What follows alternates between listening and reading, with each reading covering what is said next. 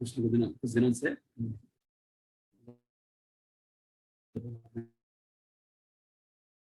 हमारे साथ जब एक महत्वपूर्ण क्रियाकलाप है जिसे करने के लिए एक विधिवत प्रकार से हमें उसे करने का प्रयास करनी चाहिए। एंड वो विधि हम शास्त्र के अंतर्गत बहुत ही क्लियरली बताया जाता है। इसलिए जो भी असलियत में जो जब करना चाहेंगे तो उन्हें प्रामाणिक रूप से जब करने की विधि समझना होगा और फिर उस प्रकार से करने का प्रयास करनी चाहिए। तो इस जपा इसके अंतर्गत सबसे पहली बात यह है कि एक इसका क्या तरीका है कि हमें स्पष्ट रूप से हमें उच्चारण करनी चाहिए एंड फिर जो हम बोलते हैं उसे ध्यानपूर्वक सुनना चाहिए। विधि तो यही है। अगर आप हरे कृष्ण महामंत्र को अगर आप स्पष्ट रूप से उच्चारण करने का प्रयास करेंगे देन फिर आप ऑटोमेटिकली सुनने भी लग जाएंगे।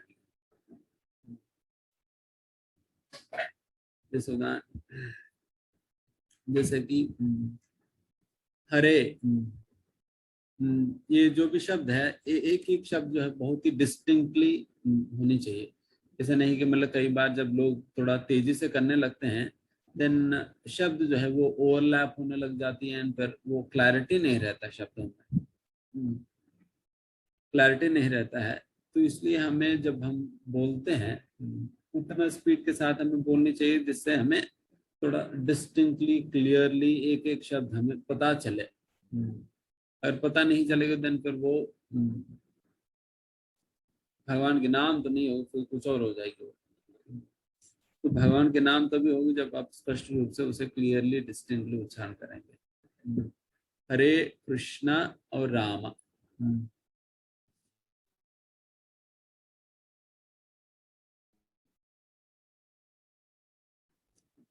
वैसे तो मंत्र के अंतर्गत इस प्रकार से कहने चाहिए रामा रामा, अकार आता है बाद में, राम के बाद अकार आता है तो उस प्रकार से रामा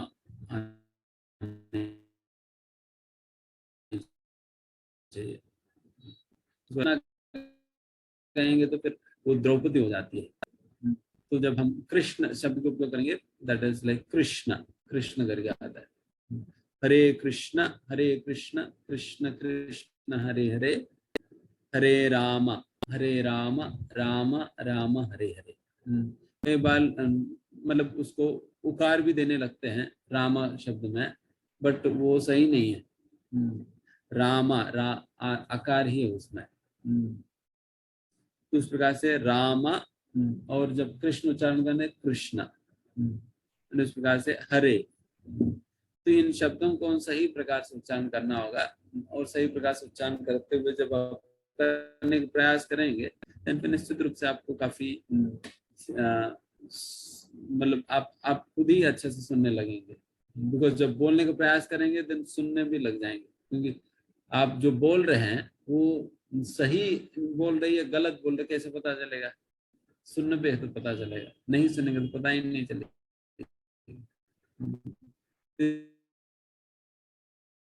इसलिए सुनना ऑटोमेटिक हो जाएगी। कृष्ण जब आप जब करेंगे तब हम बहुत अच्छा से बैठना चाहिए।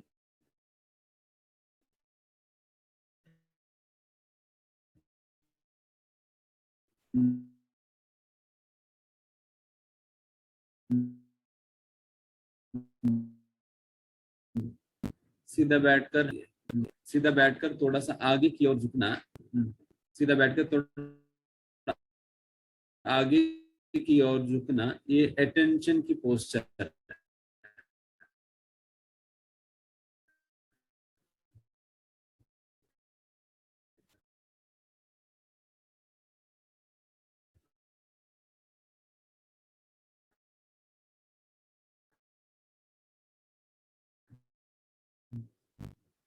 तो उसमें कुछ फर्क।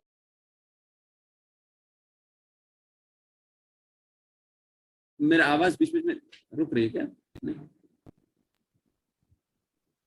यस तो ये ड्रॉप हो जाती है आवाज बीच बीच में। तो इस प्रकार से अटेंशन पोस्चर है ये।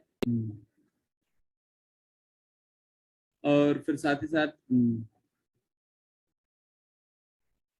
जब आप अटेंशन के साथ कुछ कुछ भी सुनना चाहेंगे, देन बच्चे जिस प्रकार से होता है ना, छोटे बच्चे, वो हमेशा उनकी मुट्ठी बंद किया हुआ होता है। आपने देखा होगा बच्चों की मुट्ठी जो है हमेशा बंद रहा होता है। इस प्रकार से जनरल इस प्रकार से रखते हैं वो लोग। तो इस प्रकार से सीधा रखने से भी ये भी एक मुद्रा है जिससे आपकी अटेंशन बहुत अच्छा हो सकता है।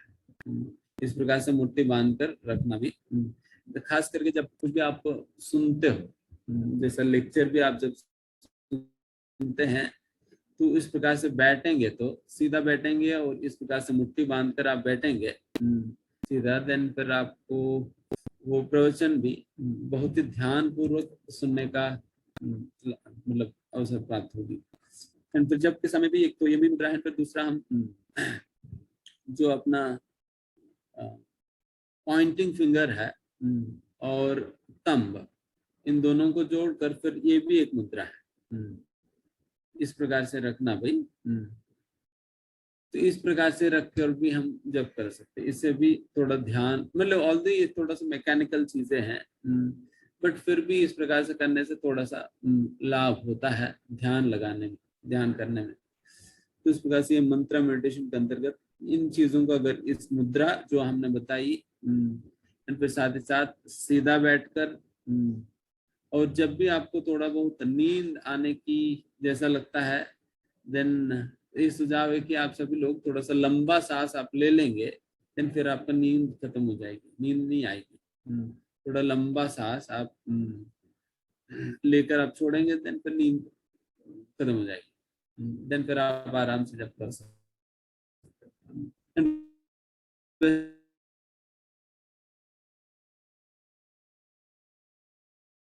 जैसा आप सीधा बैठने से भी नींद कम आएगी, में लग जाते हैं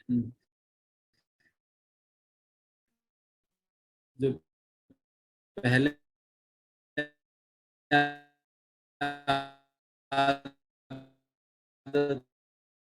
नहीं, आप भी उठ जा रहे हैं, फॉलो करेंगे तो देन फिर आप नींद से भी बचेंगे, फिर साथ ही साथ आपका जब भी ध्यान पूर्वक होने का हो सकता है।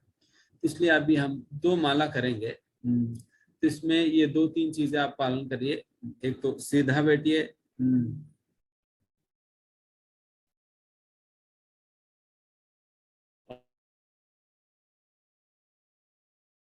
और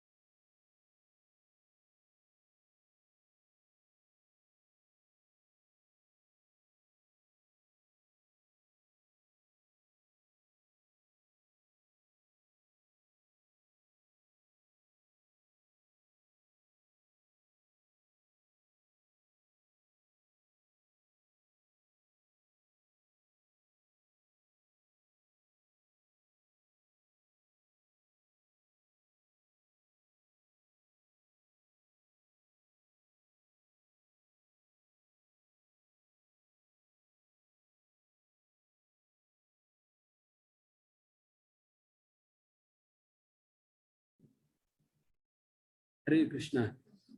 हो गया 2 माला आप सभी का?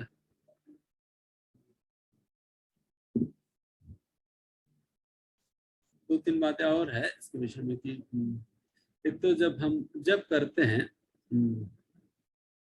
उसके लिए आसन होनी चाहिए हमेशा, क्योंकि शास्त्र मतलब कहा जाता है कि पतंजलि योगा में चाहे कोई भी योग अब अभ्यास करो, आसन बहुत महत्वपूर्ण है।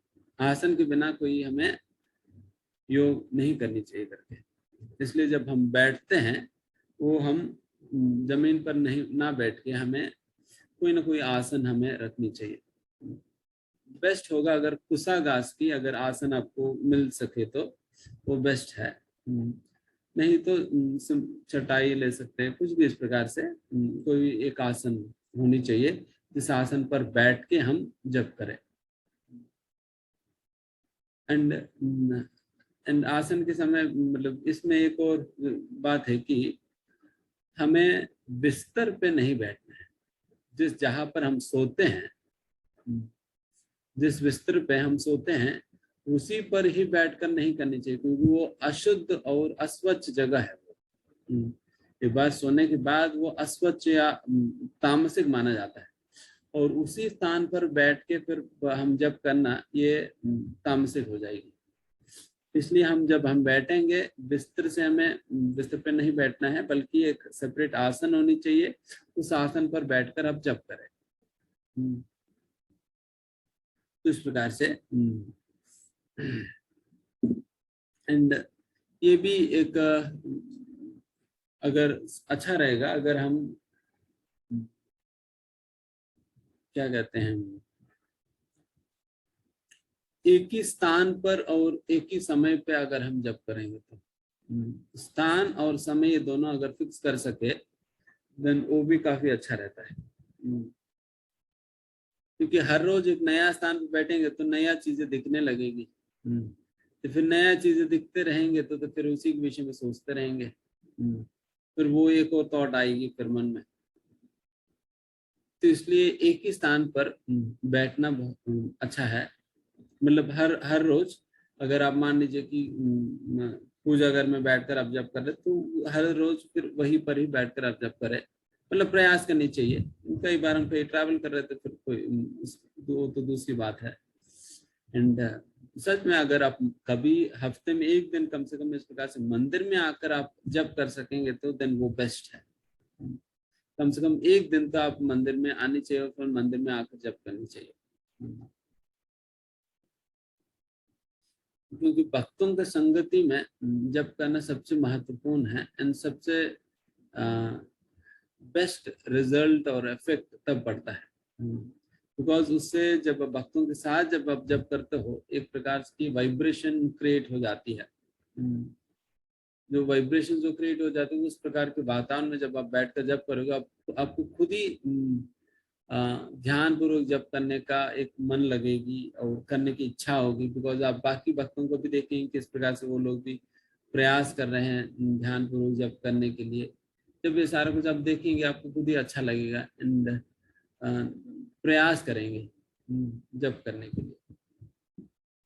तो उस प्रकार से हमें हफ्ते में एक दिन कम से कम इस प्रकार से भक्तों के संगति में हम जप करने को प्रयास करनी चाहिए।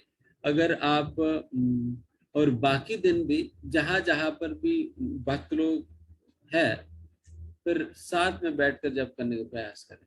मतलब जैसे उदाहरण के लिए 2-3 लोग एक ही अपार्टमेंट में रहते हैं तो फिर वो 2-3 लोग हर दिन एक समय पे साथ में आ गया और फिर बैठकर जप कर रहे हैं।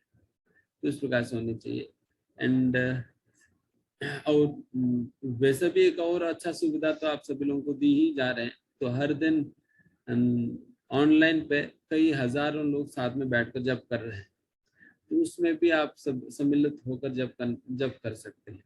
तो उससे भी आपको उसी प्रकार की प्रभाव और इफेक्ट आपको पड़ेगा जिस प्रकार से आप साथ में बैठकर जप करने से होता है। ऑनलाइन भी जब आप इस प्रकार साथ में बैठकर जप करेंगे इतना हजार लोगों के साथ देन वो भी एक बहुत अच्छा इफेक्ट है। तो इस प्रकार से संगति में बैठकर जप करने का बहुत ही महत्व है। एंड आसन पे बैठिए, संगति में बैठिए और फिर ऐसा स्थान पे मैं मत बैठिए जहां पर आपको बहुत चीजें चलते हुए फिरते हुए दिखाई पड़ रही। जैसे उदाहरण के लिए आप अपना बालकनी में बैठकर आप जब कर रहे हैं तो फिर बालकनी में बैठने पे आया गया लोगों को आप देख रहे हैं देन फिर क्या है फिर उन्हीं के ऊपर ध्यान लगेगा। तो फिर कौन आ रहे हैं, अच्छा ये तो 7 बज गई, ये आया नहीं आज, ये हर रोज आता है। तो वही दिमाग में चलता रहेगा। अच्छा, ये दूध वाला कब आएगा, ये न्यूज़पेपर वाला कब आएगा, क्या है, तो यही सारा दिमाग में नोटिस होता रहेगा, वही चलता रहेगा। इसलिए वैसे स्थान पर नहीं बैठना है जहाँ पर हमें बहुत सी चीजें चलते हुए दिखाई पड़ रहे हैं और काफी कुछ एक्टिविटी हो रही है। उस प्रकार से नहीं बैठना है ब्रदर, हमें वैसे जगह पर बैठना है जहाँ पर कम से कम एक्टिविटी हो, कम से कम हमें डिस्टरबेंस हो। तो इस प्रकार के स्थान को हमें चुनना चाहिए जब करने के लिए। तो अभी हम स्थान के विषय में बताएं, उसी प्रकार से समय भी आप अगर सुबह के समय अगर जब करेंगे, वो भी ब्रह्म मुहूर्त के समय, ब्रह्म मुहूर्त मतलब सुबह वैसे तो 4 बजे से लेकर 6:30 बजे तक मान लीजिए कि मतलब वही 6 बजे तक मान लीजिए ब्रह्म मुहूर्त है। इतना समय नहीं रहता, वैसे 4 से 5 है। अगर अगर आप सुबह के समय पे अगर 4 से 7 बजे के बीच में आप जब कर पाएंगे तो देन आपको सबसे बेहतर अनुभव होगी। क्योंकि बाकी समय तो क्या है ना, सुबह के समय सात्विक है, सुबह के समय सात्विक है, तो इसलिए सत्व गुण में भक्तिमय कार्य करना वो काफी अनुकूल है। रजोगुण में राजसिक समय पे मतलब दोपहर के समय जब करना वो काफी मुश्किल है, क्योंकि ऑलरेडी पैशनेट है। उस प्रकार के पैशन में हमें ध्यान लगा पाना बहुत मुश्किल पड़ेगी। इसलिए फिर रात के समय वो तामसिक है, सुबह के समय सात्विक है, दोपहर राजसिक है दिन के समय, और शाम और रात के समय जो है वो तामसिक है। और हमारी हम जो जप करते हैं वो विशुद्ध सत्व की जप कार्य है। तो उस प्रकार के कार्य सात्विक समय पर करने से सबसे बेहतरीन प्रभाव होता है। इसलिए सत्व गुण के समय पे मतलब सुबह की समय पे हमें जप करनी चाहिए। सुबह अगर हो सके तो 4 बजे से लेकर 7 बजे के बीच में जब भी आपको हो सके, जितना जल्दी हो सके उसमें भी जितना जल्दी हो सके हम उठकर जप करने का प्रयास करनी चाहिए। इससे भी काफी अच्छा लगे। एंड फिर प्रयास करें कि हर दिन ये हमारा रूटीन में फिक्स करे कि हर दिन इस समय पे हमें जप करनी चाहिए करके। ऐसा नहीं कि हमें जब समय मिले तब करेंगे, जब मन लगे तब करेंगे करके। ऐसा करेंगे तो दिन फिर वो कभी भी ठीक ठाक नहीं हो पाएगी, एंड जब भी वो रेगुलरिटी नहीं आएगी जब में भी, क्योंकि जब में एक महत्वपूर्ण चीज है कि रेगुलरिटी कभी भी मिस नहीं करनी चाहिए। जितना हमने मिनिमम सोच रखा है उस मिनिमम को हम किसी भी हालत में हमें कंप्लीट कर देनी चाहिए। अगर मान लीजिए हमने 8 माला मिनिमम हमने रखा है तो 8 माला कर लेने ही चाहिए किसी भी हालत में, कभी भी उससे कम नहीं जाना। कभी भी किसी भी मतलब कुछ भी परिस्थिति, आपको बुखार लग गया, तबीयत खराब है, या नहीं तो आपको काफी व्यस्त जीवन है, व्यस्त दिन रहा, तो फिर भी आपको अपना माला कंप्लीट कर लेनी चाहिए। कभी भी नीचे नहीं जाना है, वो अपराध है, बहुत बड़ा अपराध है। अगर 16 माला कर रहे हैं तो 16 माला के नीचे कभी नहीं आने का। 8 माला कर रहे तो 8 माला के नीचे कभी नहीं आने का। एंड फिर जैसे आपको कॉन्फिडेंस बढ़ेगी देन फिर आप 2 माला और बढ़ाइए। ठीक है, अभी से मैं 10 माला मिनिमम करता हूँ। आप उससे ज्यादा करने से कोई दिक्कत नहीं है, बट कम करने से दिक्कत है।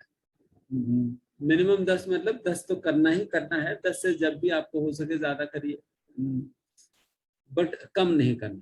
तो जो भी हम मिनिमम फिक्स करते हैं, मिनिमम वो फिक्स मतलब फिक्स ही है, उससे कम कभी नहीं करनी चाहिए। कम करने का मतलब है बहुत बड़ा बीमारी है।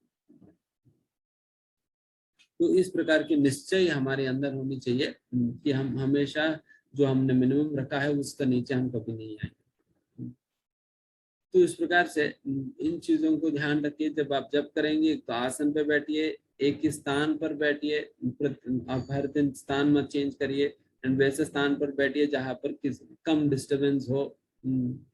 एंड फिर ऐसा समय चुनिए, मतलब जो कि सात्विक समय हो, और उसी समय प्रतिदिन एक ही समय पर आप अपना माला ये करिए। एंड फिर तीसरी बात जो हमने बताई है कि जो भी आप मिनिमम राउंड्स आप मानते हो, निश्चय किया है, उससे कभी भी किसी भी हालत में हमें कम नहीं करनी चाहिए। हमेशा उतना माला तो हमें कर लेनी ही चाहिए प्रतिदिन। ठीक है, तो इन बातों को ध्यान रखते हुए हम अभी 2 माला और करेंगे।